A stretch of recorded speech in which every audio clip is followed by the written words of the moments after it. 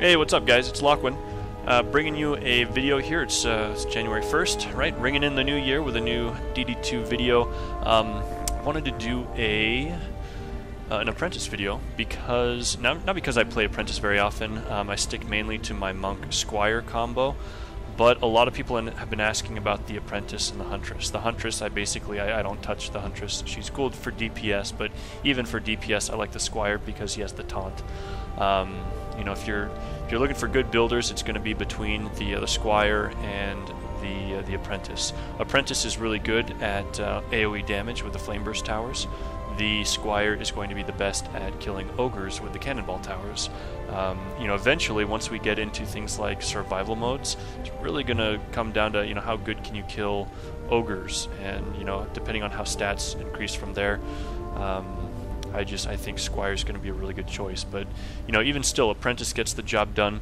So let's dive in here. I'm going to show you guys my stats before we get started, and really just to show you that they're not, you know, amazing. He has under 1,000 attack and about 744 speed. I crunched a few numbers this morning, and I really do think speed, just like the Squire, I think that speed is better for maximizing DPS on the Apprentice. Basically, any tower that's doing damage needs to focus on speed, but you want to bring in as much power as you can. So your stats should look something like this. He's got 800 attack and almost 1,000 speed. This is much better for both the Squire and for the Apprentice. Currently that's my understanding.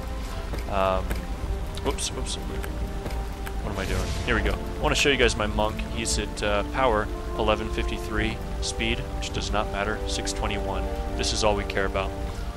So he's doing pretty good. I think right now his towers are boosting about 80% before buffs, so it's pretty good. Just gonna hop back on my Apprentice and show you guys the build. The build is really straightforward. So, you know, boost aura right here, just like you've done many times before. I'm using 3 of these guys. If your stats are lower than mine, you can use 4, something like that.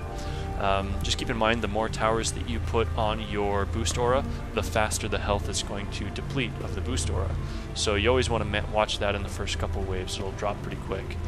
Frostbite towers. These guys are off of my boost aura because they don't need to be boosted, because they don't do damage.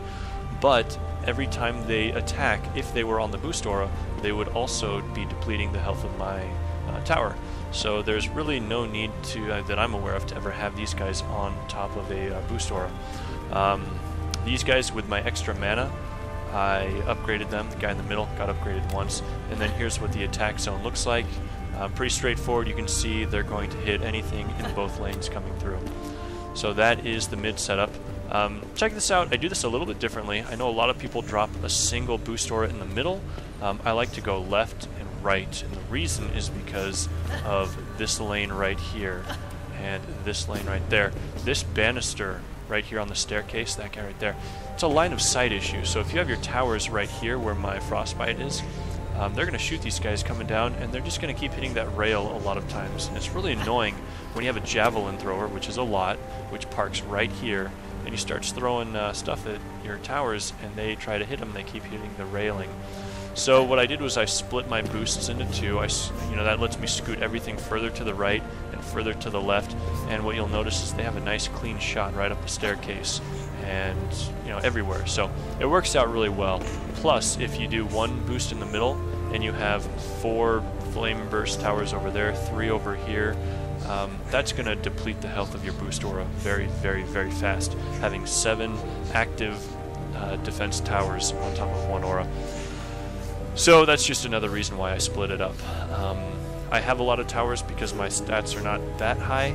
Some people, you might want to do this side with 2 and this side with 3, but right now I'm going with 3 and 4. Again, you'll notice they're upgraded. This guy, I had some extra mana, so this guy's level 2, and this guy's level 2 as well. But that's pretty much it. You can see again, I've got my frostbite towers off of the boost auras, and that's the way it should be.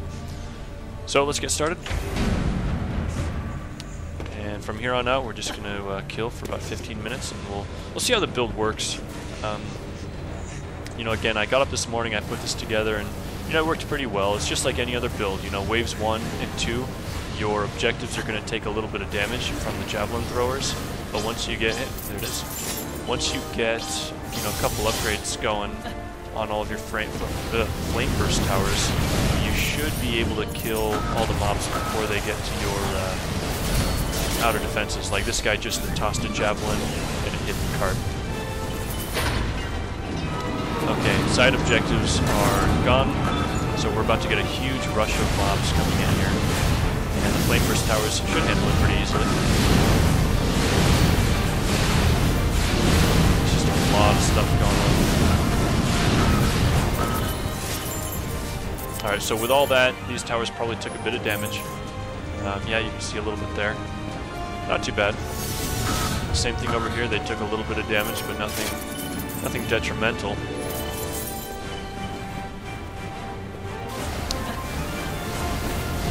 Some people, you might even take this frostbite tower and put it like over here on the staircase. That's probably a much better. In fact, I think I'm gonna do that. I'm gonna do that.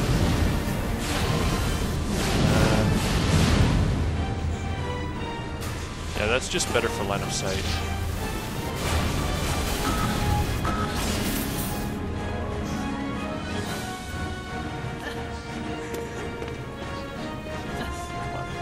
Work with me. Alright. That should do the trick. That's one of those things that probably doesn't make any difference, but whatever. Alright. So let's just assess the damage. These guys did not take too much damage. These guys, they took a little bit. But there's only 3 towers over there instead of 4.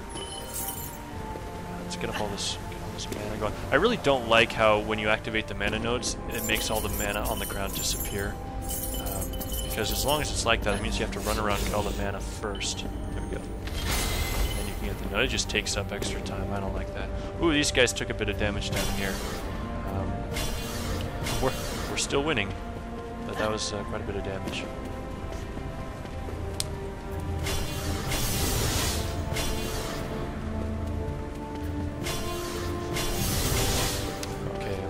Over. Let's do one of those. Alright.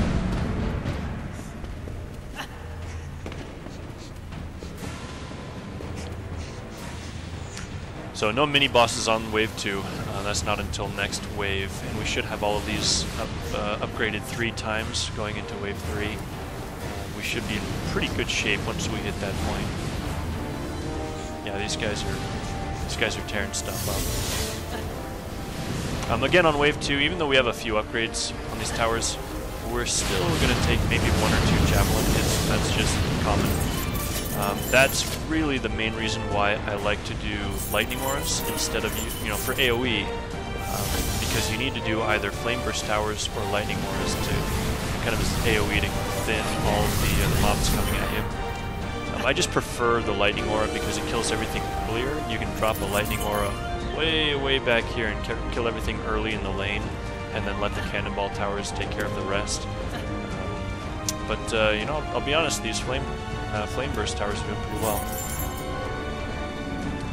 So this guy.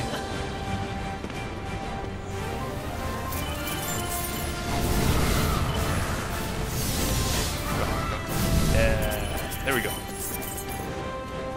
This. Oh man, don't have enough.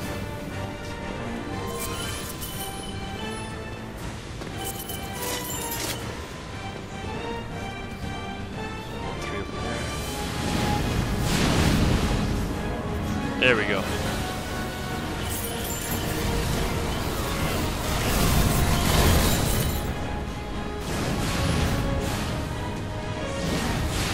Alright, so we're just about done with this wave.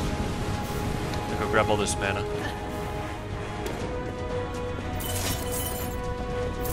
Alright. Again, I gotta pick up all this mana off the ground. I kinda hate that. Okay, that's it.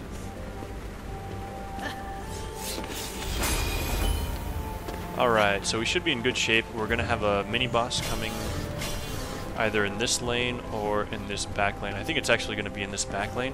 So I'm just going to make sure these guys are all level 3, which they are. That guy's going to be Star. And let's see here. start working on this. Oh, these guys are pretty good. Okay.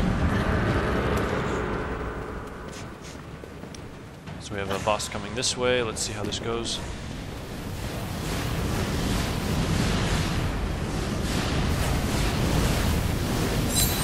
Nice, he died pretty quick. No!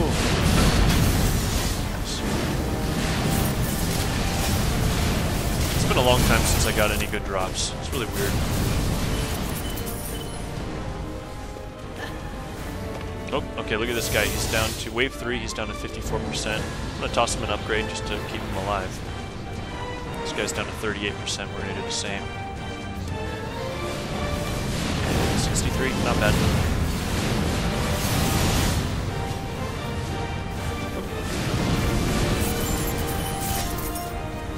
So you guys actually, if you were paying attention there, you'll notice that the boost ores that are boosting more towers, they're dying faster.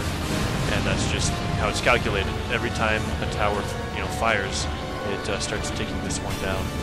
So again, just kind of back to my point, the reason I don't put one tower with 7 flame burst ores on it is because it dies super fast. And I've even done it with my cannonball towers where I get to wave 5 and then it says my boost ore is gone because I wasn't paying attention.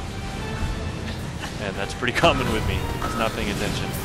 So just kind of be mindful of how much health your boost ores have. Once you give them a couple upgrades, they should be okay. These guys doing? Yeah, they're not taking much damage, so they're hanging in there.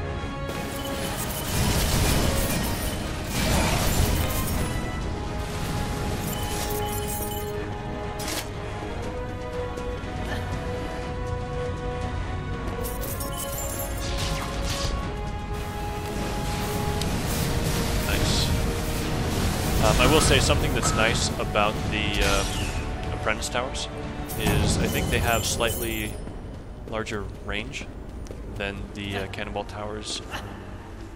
Ballistas do, I mean, they have a pretty good range. However, they don't hit as hard as the cannonball towers. So a lot of people, I think, they hop in the forums and YouTube and they're saying, hey, which one's best? And there really is no best tower. It's just, it's all about what are you trying to do with it. You're trying to kill an ogre? Go with cannonballs. You're trying to kill, everything in a straight line? Go with ballistas. Or you're trying to kill, like a kind of a blob? You can do lightning ores, or you can do flame burst towers. It's doing pretty well.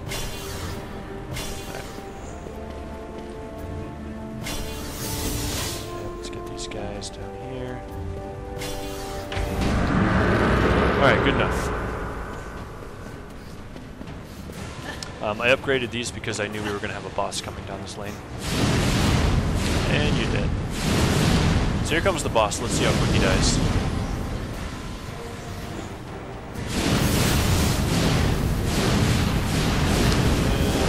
It's not bad.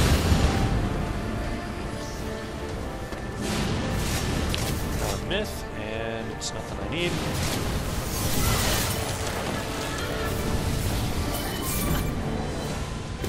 Oh, and there's a boss over here. Well, you can see this guy actually got pretty close. Reason being, my towers are split between 2 lanes, so sometimes when the boss is coming down this lane right here, these towers can actually be focused on killing something over here. They're not even shooting that guy. And that's the danger between putting towers like this that are split between 2 lanes. Sometimes you might just want to face a couple towers this way and a couple towers this way. And each lane would have 2 dedicated towers. That guarantees that there's always 100% uptime for the lane taking damage. But it decreases the maximum output potentially.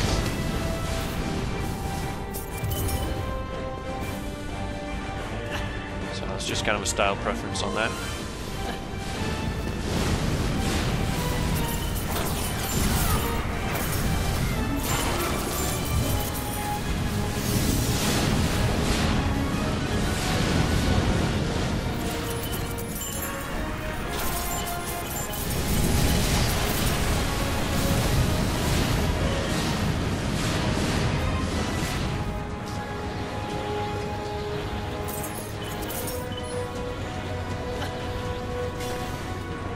Yeah, I kind of like having these frostbite towers up there on the ledge. I think that works a little better.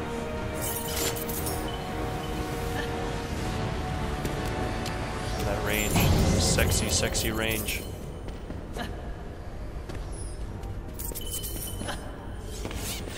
Alright, so we're going into wave 5. You know, the objective for me is to always have my projectile towers, cannonballs, my ballistas, flame burst, everything fully upgraded going into wave 5. I don't want to have to run around during the wave and, you know, finish all my upgrades. Let's do that. Let's do that. Okay. Ah, crap.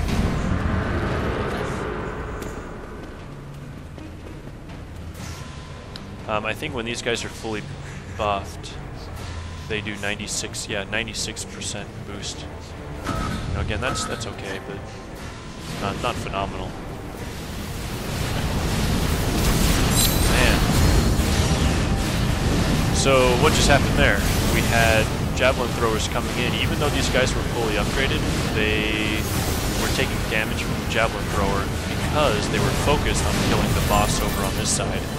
And, you know, just what I was saying last wave is the danger when you have these guys all facing the middle, so they're hitting both lanes, is that they can get focused on one side, and you just completely ignore the other one for about 5 seconds, and that's actually a very long time.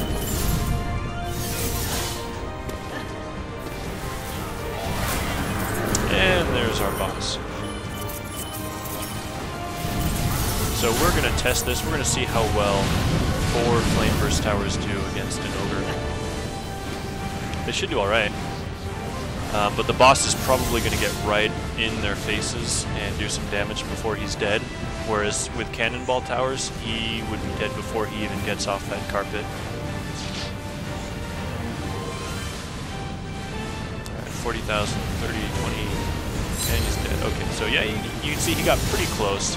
These guys didn't take any damage, so that was actually a very successful ogre kill for my flame towers. Usually they're at about 50% health when they kill the ogre. So, not bad, I'll take it. Nope. Yeah, I'm just running around getting all the gold at this point.